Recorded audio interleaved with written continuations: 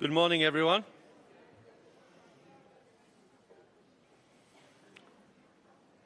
My name is John Walsh. I'm the Vice Provost at the University of Guelph-Humber, and I'm your host for today's special announcement. Firstly, I'd like to welcome and introduce our guests taking part in this morning's ceremony. The Honourable Mitzie Hunter, Minister of Advanced Education and Skills Development, and MPP Scarborough-Guildwood. The Honourable Chris Ballard, Minister of the Environment and Climate Change, and MPP Newmarket Aurora. I'd also like to welcome our two partner institutions. From Humber College Institute of Technology and Advanced Learning, we have with us Dr. Chris Whitaker, President and Chief Executive Officer, and Rani K. Dhaliwal, Senior Vice President, Planning and Corporate Services and CFO. From the University of Guelph, pleasure to welcome Dr. Franco Vaccarino, President and Vice Chancellor, with Daniel Atlin, Vice President, External. And finally, a welcome to Linda Franklin, President and Chief Executive Officer of Colleges of Ontario, and Cheryl Jensen, President and Chief Executive Officer of Algonquin College. Now, I think we all know that sustainability is top of mind for all of us in the post-secondary sector. So it's quite fitting that we gathered here in front of the University of Guelph's plant wall biofilter, one of the most notable sustainable initiatives on our campus. This was one of the first plant wall biofilters in Canada when the university opened in 2002, and it is still one of the largest in the country. In addition to this plant wall, we have other sustainability initiatives currently in action. The first being the tune-up programme that we are currently implementing as part of the Independent Environmental Monitoring Programme, Phase 1. This programme is where we analyse energy data to uncover operational inefficiencies so we can correct them. Secondly, we have a lighting retrofit project in the works. This initiative will convert all lighting currently in the building to LED, while adding lighting controls such as occupancy and daylight sensors, which will significantly reduce our overall energy consumption. I am very proud to say that with these two initiatives, we are forecasting a reduction of energy consumption at the University of Guelph-Humber by approximately 35%.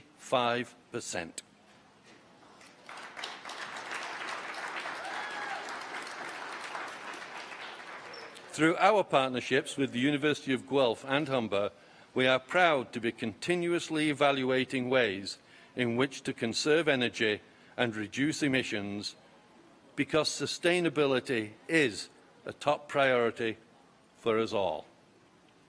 With that being said, I would now like to turn the podium over to the Honourable Mitzie Hunter.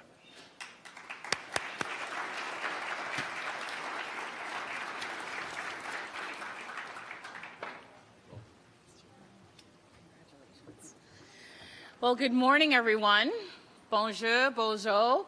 It's really great to be here today, and I want to say thank you to John for that spectacular and warm welcome, and congratulations on those reductions. That's remarkable. It's really fantastic. It's really terrific to be here to meet the whole team at Guelph-Humber, and I want to say thank you for hosting us today, presidents. It's just, I enjoy working with both of you, and to see Chris Whitaker here as well as Franco Vaccarino here leading these two remarkable institutions and then working jointly, collaboratively here at Guelph-Humber is just really great. So thank you for warmly welcoming us here today. I want to start off by acknowledging that we are located on the traditional territories of Indigenous peoples dating back countless generations, and I want to show respect for the role of treaty making in what is Ontario, because hundreds of years after those treaties are signed, they are relevant to all of us today. I'm very excited to be here today, speaking to you in front of this, first of all, this amazing 4-story living wall. And I know it's 4 stories because I climbed up each and every one of those stairs, and it was like going on a hike. It felt so beautiful with the sunlight coming in and this lovely green space with this remarkable living wall. It's beautiful as well as functional because it is also integrated into the building's ventilation system. So that's really a great experience for our students and faculty and staff. And it's also a visual symbol of what a green campus should look like, right? So it's a powerful reminder of that. So today we're here and we're going to talk about what it means to have a green campus and how we can help every school in Ontario to get there. But let's start with what we know about Ontario's colleges and universities. First, we know that we're seen worldwide as having one of the best post-secondary education systems in the world. Do you believe that? You know, Ontario is known as having excellence in health, in education, as well as in food production worldwide. And it's why thousands of international students come here to study each and every year for our excellent post-secondary education system. And why companies like Reuters, Google, GM, and yes, even now Amazon, is looking into this province when they think about laying down new routes. They know that Ontario's graduates have the skills needed to take their businesses to the next level. And that's why our government has been doing everything that we can to get more people from diverse backgrounds and experiences to college and university. And namely, that's being done through free tuition, our new OSAP program. And I hope you've all heard about this program. Everyone? Yes? So I want to let you know that this year alone, over 225,000 students are going to school accessing free tuition through the new OSAP program. And hundreds of thousands more of our students are getting grants for almost the entire cost of tuition. And that's money students don't have to pay back. Because when cost is taken out of the equation, more people are able to come to one of our great schools like Guelph-Humber and get the education that they need to take on some of Ontario's biggest challenges. And we need our students to succeed. From global competition to economic uncertainty to climate change. And we all know that climate change is a big one because it really will take a whole new generation of leaders, thinkers to protect Ontario and our shared planet. So we need to make sure that when these future leaders get to college or university, that they're learning in modern, sustainable buildings like what we see here at Guelph-Humber. And that's why I'm happy to announce the new greenhouse gas campus retrofit program. Through the program, we are investing up to $514 million in grants and interest-free loans for colleges and university repairs and retrofits.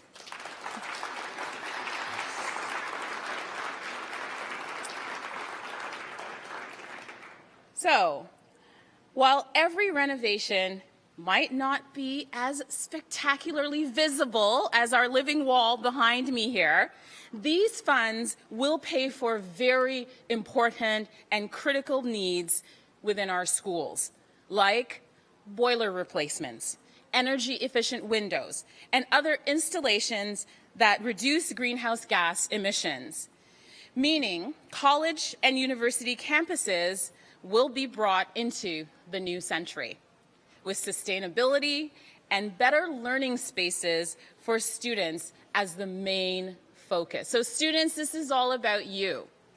This isn't just the right move for our environment, it's right for our students. So think about it. Every day, students are learning about climate change, extreme weather, pollution, and what we can do better to make a difference. For example, I know at Guelph, a lot of time is spent studying the changing climate effects on Ontario's agriculture and weather patterns. And I know, President, you were telling me that this is connected to what's happening around the world. It's a global issue. That knowledge is going to increase as we continue to prioritize teaching low-carbon skills, so that buildings and classrooms themselves should be part of that learning experience and part of the fight against climate change. Because the great thing about this investment is that all of the funds come from Ontario's cap and trade program. So in other words, our government's plan to fight climate change is paying for newer and greener campuses for our students to learn in the best environment possible.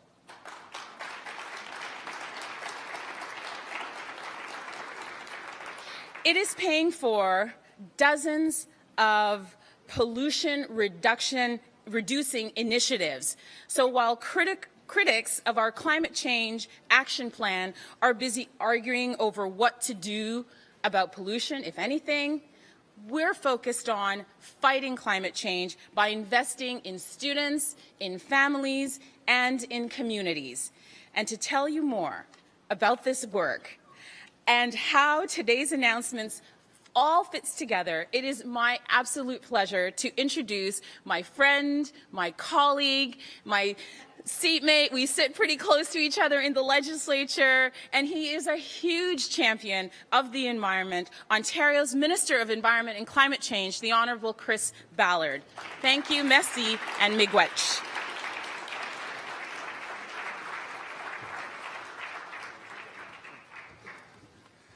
Well, thanks, Mitzie. I was going to say, you said it all, so maybe I should just come up here and say, you know, Minister Hunter times two. But since I have some words here, I'm going to go through them. Good morning, everybody. I will say right off the bat, unscripted, boy, this place, I'm looking for a building that's familiar to me because I'm actually a Humber College graduate. I hate to think about how many years ago, but let's just say I started in the journalism program in 1980. So that's when, as my kids will remind me, dirt was new and dinosaurs were young or something like that.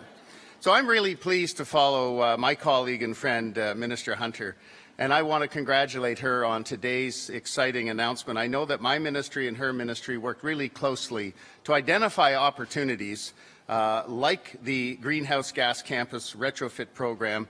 It's a great tool in our arsenal. It's an additional thing we all can do to fight against climate change. You know, our government made a commitment under our Climate Change Action Plan to support hospitals and schools and municipalities, universities and colleges in their efforts to reduce greenhouse gas pollution. And today, through announcements like this, we're helping to meet that. And similar to Minister Hunter, I want to acknowledge that the land we're gathered on here today is the traditional land of Indigenous peoples dating back countless generations. And what's special to me is the Indigenous whole earth perspective of our environment, that soil, air, water, and everything that lives on that, plants, humans, we're all connected. And it's a perspective that I and our Premier Kathleen Wynne and certainly my ministry have fully embraced and work into our policies. Ontario residents are anxious about climate change. They're concerned about the impact on our economy, on their jobs, on their housing, on their children's future, at a time when we're also facing many challenges from technology and global competition. We're at the early stages of the next industrial revolution, this one driven by the urgent need to move away from putting any more carbon or other greenhouse gas pollutants into the air. It requires rapid technological change and significant human adjustment. People know climate change is happening. They see changing weather, increased flooding, more intense storms, shorter winter road seasons, and increased vector-borne diseases. You know, I'm far from alone in seeing climate change as the greatest threat to our security and our prosperity. This is why the next industrial revolution, the one we're all embarking on together, must also be a low-carbon revolution. As Minister Hunter alluded to, Ontario's approach can be summed up very simply: cap and invest. We're capping the amount of greenhouse gas pollution that can be emitted and investing the proceeds from our carbon markets into projects that further reduce pollution and help make life easier for all Ontarians, like the campus retrofit program being announced here today. You know, we chose this plan because it guarantees reductions every year as the cap on greenhouse gas pollution is lowered, and because it delivers those reductions at the lowest cost for families and businesses. Through our climate change action plans, 90-plus actions, we're investing in Ontario's low-carbon economy, reducing our dependency on imported fossil fuels, and creating good, clean, local jobs as a result. Our plan to cap and invest ensures businesses and the public are able to participate fully in the creation of the low-carbon economy. By linking our carbon market with Quebec and California, we've joined a best-in-class carbon market system, according to the Independent Environmental Commissioner of Ontario, her recent report of 2 weeks ago. To date, we've held 4 carbon market auctions, generating more than $1.9 billion in revenue. And I'll let you know that by law, we're required to invest every single penny of those proceeds in projects that prevent or reduce greenhouse gas pollution, like the campus retrofit program. So far, we've announced more than $1 billion worth of investments that reduce greenhouse gas pollution and other nasty air contaminants, while at the same time helping to make life easier for Ontario residents. The investments are improving social housing, upgrading our schools, making bike lanes more common, supporting Indigenous communities, improving patient care at hospitals, modernizing our industries, partnering with municipalities, helping residents improve their homes. And now with today's announcement, upgrading our universities and college campuses. This is what we're doing in Ontario. This is our plan. And I think that given what's in the news today, we have 3 leadership candidates for the official opposition trying to outdo themselves to roll back what needs to be done to fight climate change. And I'm normally not partisan, but I am worried. I am worried that I'm worried for the future of my children, all of our children. I'm worried for the future of Ontario, because there seems to be a reluctance on some in the official opposition to even acknowledge that climate change is a problem, let alone have a program to fix it. I know what's being proposed by the 3 blows a $16 billion hole in their platform that I can't see any way of fixing other than by cutting very important things like OSAP, OHIP Plus, all of the things that are making our lives easier. So it's not a debate I think we should be having after experiencing the warmest decade on record.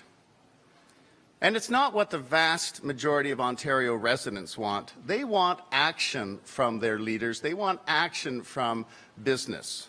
They want to be involved in the change. And it's really what Ontario's Climate Change Action Plan is all about, getting everyone involved in fighting climate change. The new greenhouse gas campus retrofit program will help universities and colleges become full partners by reducing greenhouse gas pollution and saving money that can be reinvested in creating better learning environments for Ontario students, like you folks right here. So again, I'd like to thank my colleague, Minister Hunter, for the great work being done by her ministry as we work together to create healthier and more prosperous communities and a better future for our province and the world. Thank you once again for inviting me to be here. Congratulations for this program. I feel really invigorated. It must be all of the oxygen the plants behind me are pumping out. I just know it's there. And I will end by saying that when the weather is as beautiful as it is today, clearly weather then is a provincial responsibility. Thank you.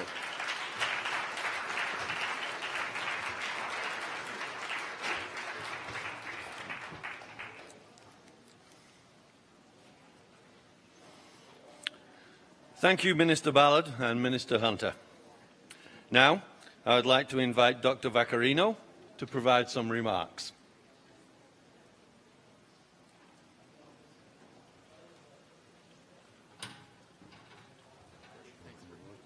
Thank you. Well, thank you very much, John. I'm absolutely delighted to be here. I have to tell you, I'm particularly excited to be here at the Humber campus with my counterpart, Chris Whitaker, a great friend and colleague. And I would say that this campus is not only a point of pride for the University of Guelph, but it's also a fantastic demonstration of the power of good partnerships, of solid partnerships. And delighted to be here. And congratulations to all of you for having such a great campus and doing such a terrific job. Thank you to both Minister Hunter and Minister Ballard for being here today as well, here at the University of Guelph-Humber, and for announcing what I would say is not only a very important investment, but a significant investment on behalf of the province. At the University of Guelph, we applaud the Ontario government's commitment to reducing greenhouse gas emissions to fight climate change, and we've heard much about this in the comments from both ministers. And for obvious reasons, we're very pleased to hear that government plans to invest in campus retrofits at universities and colleges across the province. And when you hear the word retrofit, it doesn't necessarily sound, it's not a word that is necessarily energizing in the typical way when you think about academic institutions, but these are the kinds of things that keep buildings and organizations and institutions like ours running, and it's phenomenal, and it's so very important to see the forward-looking nature of these investments. University of Guelph is fully committed to reducing our own campus carbon footprint and investing in green technologies, all to save energy and money to reduce greenhouse gas emissions and to ensure, ultimately, more sustainable campuses. And we've already taken significant strides towards those goals here at the University of Guelph. Our Green Griffin program, for example, launched in 2007, is a $26 million campus-wide energy retrofit that has already enabled the university to save money and reduce our emissions. That program has enabled us to reduce our natural gas consumptions by 2.3%. And to give you a sense of what 2.3%, which doesn't sound like a big number, it results in annual savings of $2.2 million. Not incidentally, the program is supported by our Student Energy Retrofit Fund, in which significant per-student contributions are matched dollar to dollar by the university.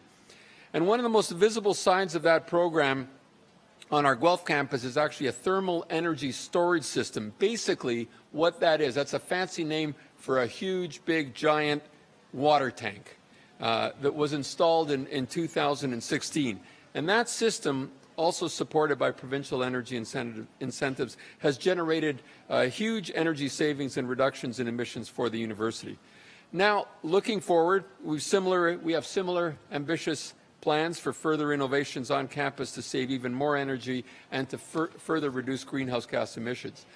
Today's announcement is going to benefit the university by helping us to address key facility maintenance needs on our campus as we further strengthen our position as a green technology leader with our own commitment to improve life. And at the end of the day, that's what so much of this is about, quite simply improving life.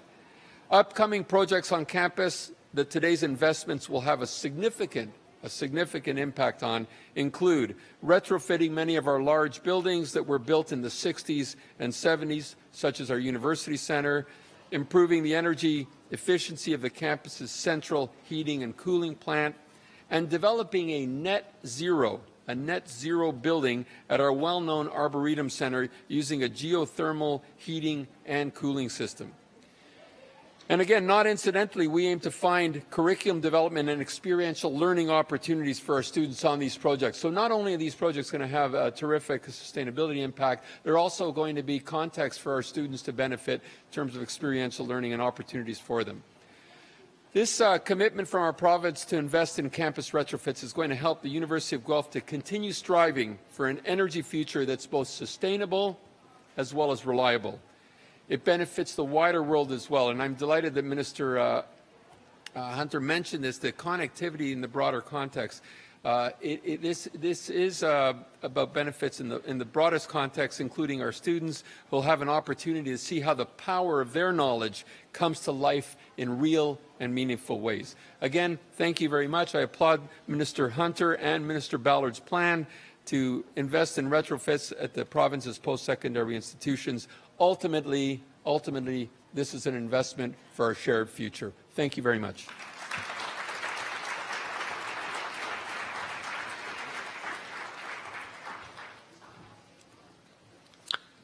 Thank you, Dr. Vaccarino. Now, I would ask that Rani K. Dhaliwal come and say a few words.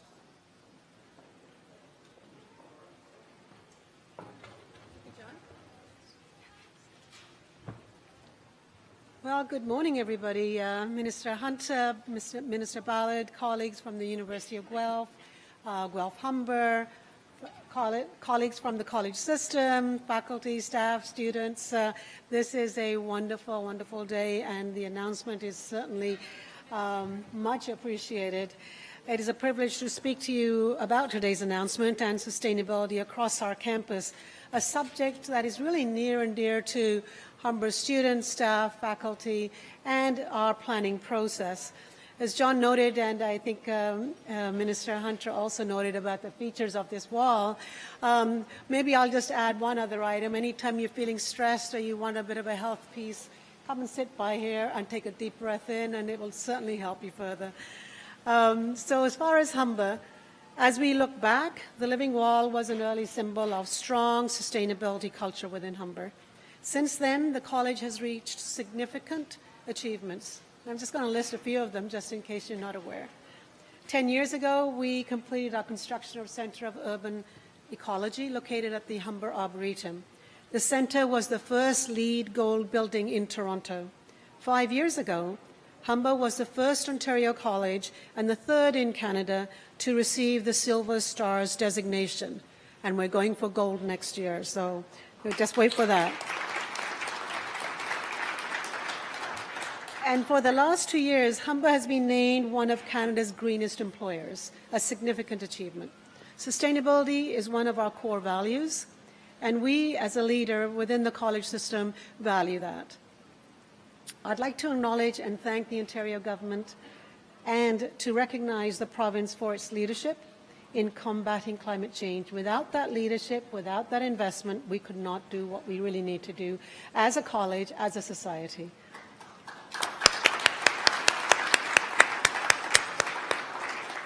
So funding received today goes a long way, along with previous investments from the province and the federal government, like the Strategic Initiative Fund. It supports Humber's aggressive integrated energy master plan. This plan has aggressive targets in reducing carbon footprint and goes beyond provincial levels and would allow us to reach a world-class energy performance. Most notably, we're on track to reduce water and energy use by 50% and greenhouse gas emissions by 30% by 2034. Yes.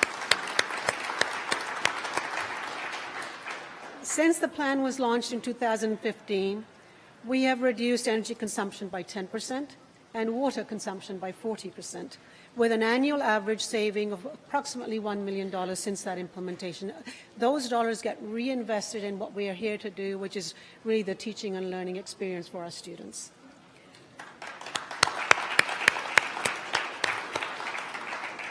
Humber is moving forward towards a future in which we also too have a net zero direction across the campus in anything that we build. The funding announced today will help us pursue additional energy efficiencies, and directly connects the student learning, such as the Passive House Enefit certification for Building Annex, which is just kind of to the right of you, at the North Campus. This Passive House standard is recognized as one of the most stringent energy efficiency standards in the world. And Humber hopes, with this investment, to do the retrofit to the Annex building to achieve that Passive House Enefit designation. The Annex project is important because it goes beyond our facilities and into our classrooms. It is a perfect example of Humber's polytechnic approach, providing students with a combination of theory and career-focused hands-on learning, a combination that employers demand and that prepares our students for the jobs of the future. The project will be integrated into curriculum using a team of students from a number of our programs: architecture, technology, sustainability, building technology, project management, and supply chain management. The student team will collaborate with our industry, actual architectural engineering firms, construction firms, to create the outcomes. They'll do a parallel sort of process as far as the whole project will be concerned. Participating in real-life industry projects provides our students with the opportunity to advance their technical knowledge and gain practical experience for the workforce before they graduate. In closing, I'd like to once again thank the Ontario government for the support, for your leadership, for your investment. As I said, without it, we would not be able to achieve those outcomes. I'd also like to take the opportunity to thank a number of ministry staff that might be here, as well as our facility folks who have really led this project as well. So thank you for all the grueling exercises that you've been going through.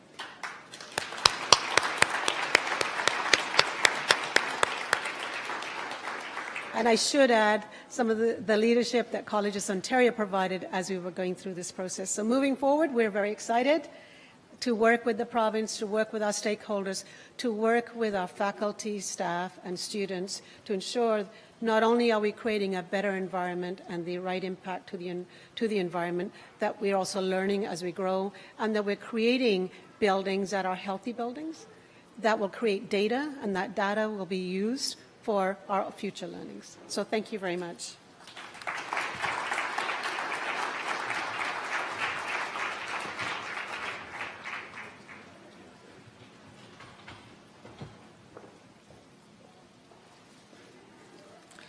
Thank you, Rani.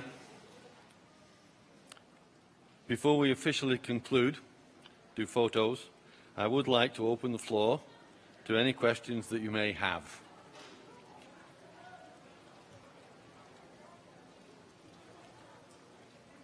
Do we have a microphone? I believe it was Dr. Pecorino. I don't want to say the name correctly. I apologize about that. You did mention that the college is hoping to achieve net zero certification. Once the college receives that net zero certification and starts selling back what you can, I'm wondering where those dollars are allocated once the government receives those dollars. Where does that money go?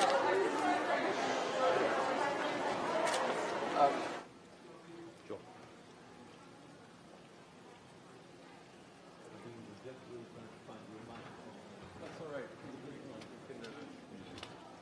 I'll just.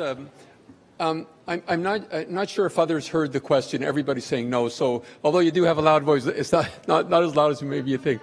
Yeah, but maybe I'll just try to paraphrase. I referred to the zero, the net zero project that we're working on, and I think the question was basically where do the savings that come from that, where do they end up being allocated back? And this is reminding me actually of, we have a great improvisation program at the University of Guelph. So you plan and you plan, but I didn't know we were going to have questions, so this is terrific opportunity to improvise. Okay. So basically, great question, of course, and we heard even with Humber College that the savings ultimately go back to operations, and we will. Will be it'll be part of our budget planning process. So any savings that happen through those kinds of initiatives are brought back into the broader planning process. And our priority, of course, ultimately is our students. So, sure. Oh, why don't yeah? Thank you very much. Beg your pardon. Ooh, stuck on my wheelchair. There you go. There we go. Okay, I know that Humber College has been certified silver, LEED certified silver. Do they need to get through the gold and the platinum first before your net zero initiatives will become a reality? A good question. I don't think so, but Rani, maybe you want to come up and help me out with that one in terms of the sequencing. Please. So the STARS designation is somewhat different. It actually recognizes an organization that what it's doing, what it's saying is it's doing. To achieve the gold designation, it requires the embedding of sustainability within the curriculum. So that's our last piece. More so, we're doing it today, but to enhance it further.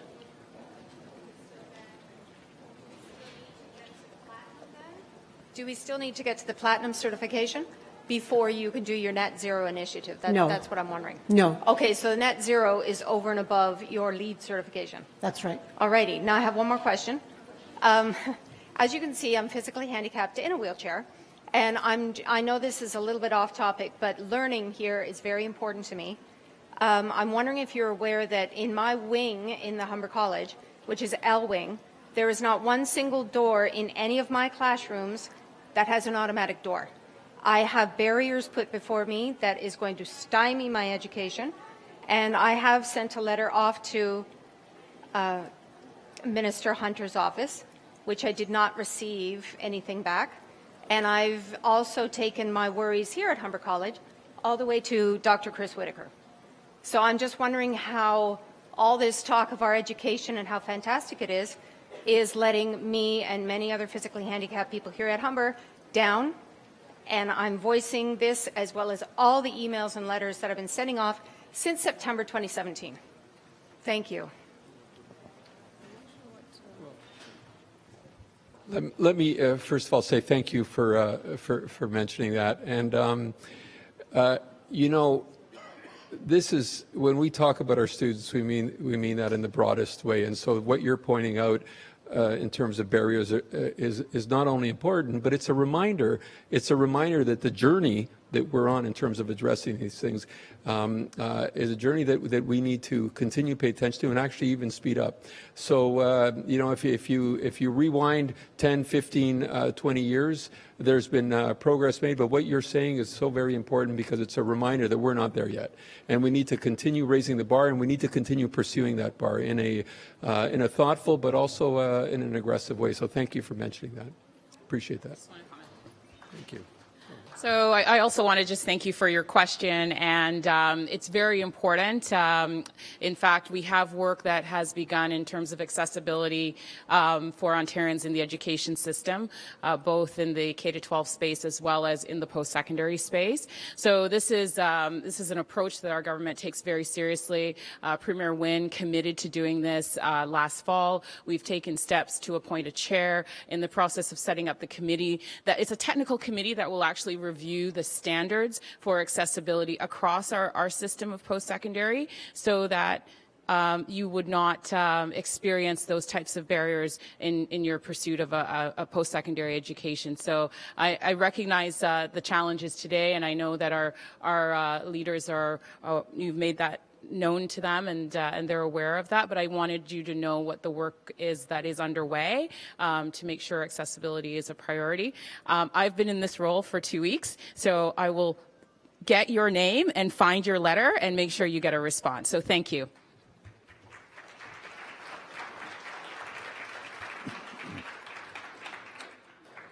Thank you. I'd like to be able to stay on time. I know that we have time for one more question, if indeed we have a questioner.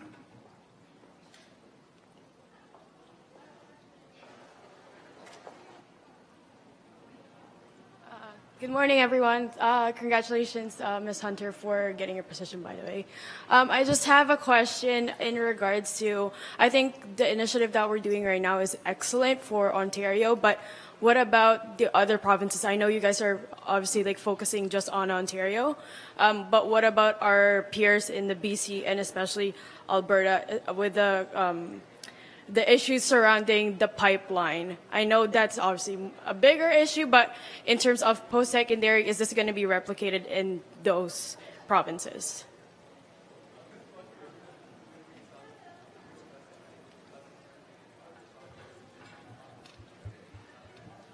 Good question.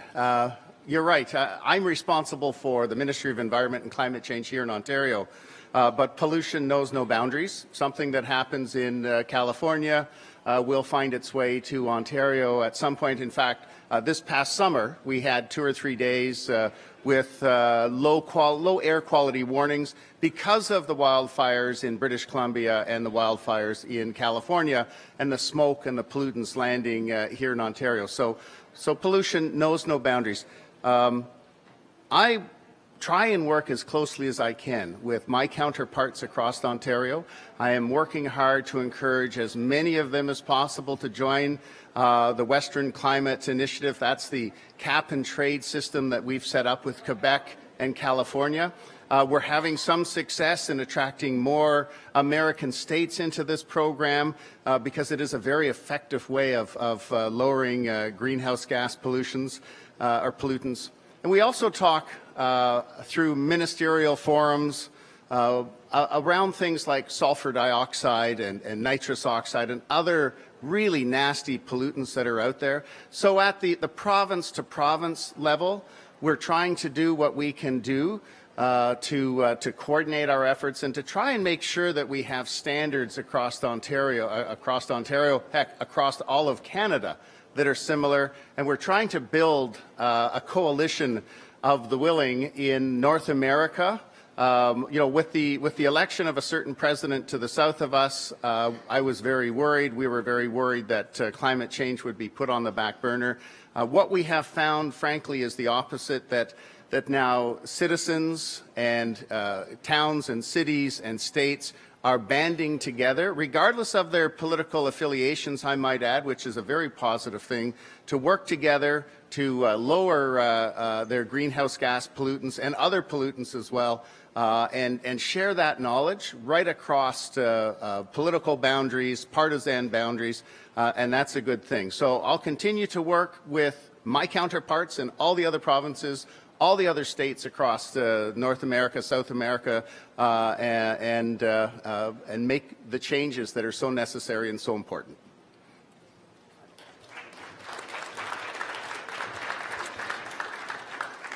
Thank you, Minister. I do notice our time, and at this point, I think the formal part of our ceremony concludes.